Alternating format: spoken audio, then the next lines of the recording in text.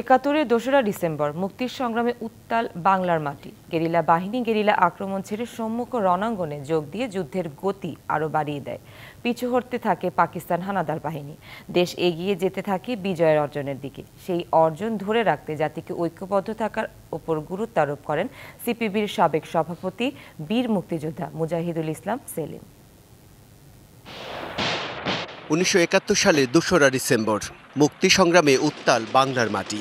একের পর এক আক্রমণ দিশেহারা হয়ে পড়ে পাকিস্তানি হানাদার বাহিনী। মুজিবনগরের বাংলাদেশ সরকার অনেকটাই নিশ্চিত হয়ে যায় বাংলাদেশের বিজয় নিয়ে।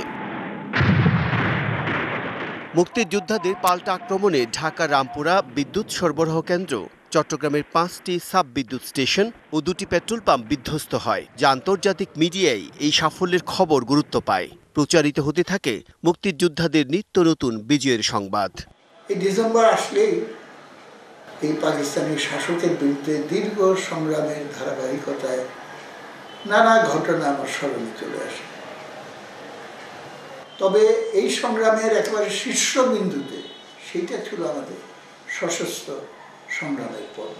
পরাজয় আসন্ন জেনে চরম নিষ্ঠুরতা ও বর্বরতায় মেতে ওঠে হিংস্র পাকিস্তানি হানাদার বাহিনী। নভেম্বরের শেষ সপ্তাহের দিকে পাকিস্তান সেনাবাহিনী পূর্বাঞ্চলের প্রধান জেনারেল নিয়াজি নেতৃত্বে 4 দিকে নিষ্ঠুর হত্যাযজ্ঞ চালাতে থাকে। সুতরাং গেরিলা কায়দাটা পরিবর্তন করে আমরা সম্মিলিতভাবে ফ্রন্টাল ওয়ারফেয়ারের কায়দায় আমরা লড়াইয়ে অবতীর্ণ হই। চুরাই বাজারের সংলগ্ন এলাকায় সেখানে আমাদের বেস স্থাপন করে ঢাকা অপারেশনের জন্য প্রস্তুতি নিই।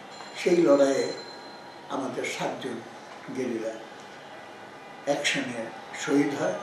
তবে মুক্তিবাহিনীর মৌরি আক্রমণের কাছে হানাদার বাহিনীর সব পরিকল্পনা ব্যর্থ হতে থাকে। দিশেহারা হয়ে পিছু হটতে শুরু করে দখলদাররা। পাক বাহিনীর কিছু লোক থাকতে পারে, রাজাকার থাকতে পারে, এটা নিরাপদ নয় বোধ করে আমরা একেবারে সূর্যোদয়ের আগেই আমরা উঠে গিয়ে মার্চ করা শুরু করলাম। বুড়িগঙ্গা পার হয়ে 8:30-9টার ভেতরে আমরা কেন্দ্রীয় শহীদ মিনারে গিয়ে সেখানে বিধ্বস্ত শহীদ মিনারে অস্ত্র হাতে তুলে ধরে শপথ গ্রহণ করলাম। রাজধানী ঢাকাকে দখলমুক্ত করার লক্ষ্যে আধুনিক অস্ত্রশস্ত্রে সজ্জিত পাকিস্তানি বাহিনীর বিরুদ্ধে সম্মুখ যুদ্ধ করে ঢাকার দিকে বীর দর্পে এগিয়ে যেতে থাকেন বীর মুক্তিযোদ্ধারা।